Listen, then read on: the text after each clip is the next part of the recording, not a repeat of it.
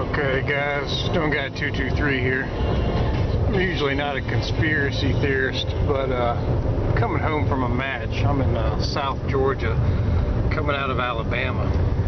Check this shit out. UN. Coming out of Alabama. UN trucks. These look like brand new vehicles. Not sure what the hell is going on with this, or why we got UN trucks coming out of Alabama, or at least they're Alabama truckers. No identification on them, just UN trucks. Yeah, these are definitely brand new. All the furniture's brand new on them. I wonder what the hell's up with that. There is a new worry on our southern border tonight, with border agents overwhelmed by this huge recent surge in illegal immigrants. The cartels are now taking advantage. Megan, let me just say this. What I watched over the last few days is so problematic that what I'm about to say on your show is the most important thing I've ever said on your show. We have so many problems facing this country. We know them all, especially the major ones: joblessness, welfare, national security, so on and so on. And as I stood on that border and I watched those cartels drag over all the things they did, I went over to the bus depots and watched thousands upon thousands of illegal aliens be bussed around almost as if they were at Disneyland, being sent off to somewhere USA. All I could think was that all those major problems just became a major epidemic. Our Border Patrol, I met with the Border Patrol today. I met with them secretly. They told me the morale is down. The criminals that are coming through this country is earth-shattering. And I can tell you this, I feel that our country and the future of our children have officially fallen off the cliff. Now a closer look at those militants tearing Iraq apart, boasting of their brutality with those images we showed you at the top.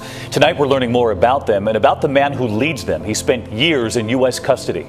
They have a strategy, and it's working. They use social media as a weapon. Many of the images in this story come from accounts associated with ISIS and can't be verified. Leader of ISIS, Abu Bakr al-Baghdadi, was in U.S. custody in Iraq for 4 years. When he was released in 2009, his parting words to U.S. troops: "I'll see you in New York."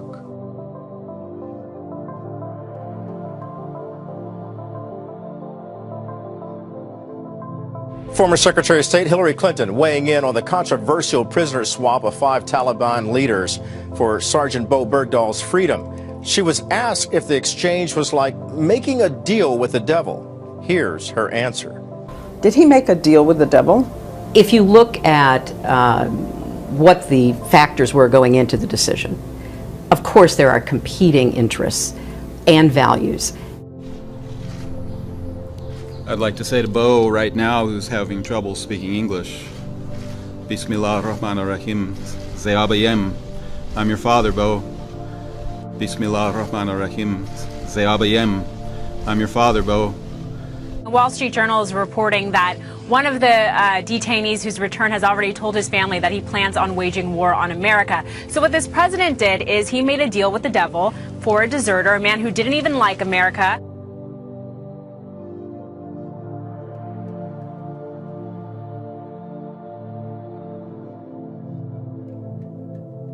In the spotlight tonight, America's gun problem. Yesterday morning, a 15-year-old student opened fire at Reynolds High School in Troutdale, Oregon, injuring a teacher and killing a fellow student before turning the gun on himself. My biggest frustration so far is the fact that this society has not been willing to take some basic steps to keep guns out of the hands of people who can do just unbelievable damage. President Obama is rallying supporters of gay rights. He spoke at a fundraiser in New York City last night for political donors who are gay, lesbian, bisexual, or transgender. He believes more needs to be done overseas. There are still Americans out there who are vulnerable and alone and still need our support. So we can't stop We've got to keep fighting. The president is promising to sign an executive order ending workplace discrimination by federal contractors based on sexual orientation. That would affect 14 million employees. I'm here to actually talk to you guys really quickly about this flag. This flag is not that old. This flag is the symbol of lesbian, gay, bisexual, transgender, and queer pride. So maybe all of you could help me read what it says out loud on the count of 3. 1, 2, 3. Who I am is what fulfills me, and what fulfills the vision I have of the world. One high school salutatorian banned from discussing his faith in a graduation speech. He fought back this week. Take a listen. In coming before you today, I presented 3 drafts of my speech. All of them denied on the account of my desire to share my personal thoughts and inspiration to you in my Christian faith. It wasn't one that your school wanted you to share. You had heard 3 times that you couldn't include faith. What did the school tell you? That's right. Now, the first and second times I submitted my speech last week, the school told me, as well as their attorneys, that any reference to God or Jesus or prayer of any kind was unconstitutional and they would pull the mic on me. Additionally, the third time I turned my speech in, they denied it and handed it back to me with God or any reference to my faith blacked out in black marker.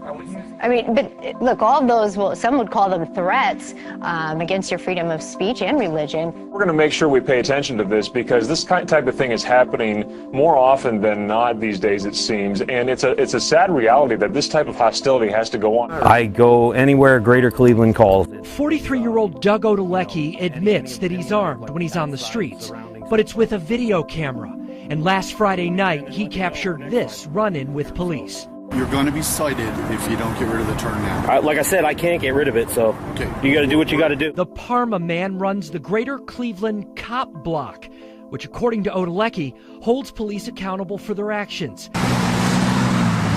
Last week, he took his camera to the corner of State and Brook Park Roads, where he held up a sign warning drivers that an OVI checkpoint was down the street. The sign said, "Checkpoint ahead, turn now."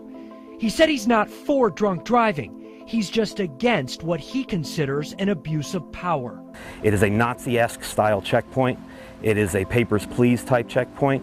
These guys are not out there for your safety or anything like that, so if you think that, think again. Our sobriety checkpoint is all about educating the public, and we need them to come through the checkpoint to educate them.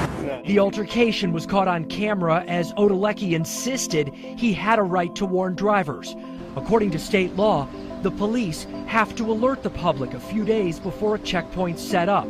But in this case, they didn't like that he was telling drivers to, quote, turn now. So why is this thought to be a good idea to actually bring these high caliber weapons into U.S. streets? I don't think it's a good idea. High caliber weapons are extremely dangerous. This type of velocity is not necessary. I spent 24 years in the Philadelphia Police Department. I am fearful of this type of police chief getting this type of equipment. Welcome to the news at 9, and we start with breaking news. A scare for commuters in Weehawken after a threat near the Lincoln Tunnel. Transformed Weehawken into an armed camp. Authorities swarmed the streets with heavy weapons, rifles drawn, canine units making sweeps. Police shut down 19th Street, not far from the Lincoln Tunnel. Police even ordered some passengers off this Hudson-Bergen light rail train.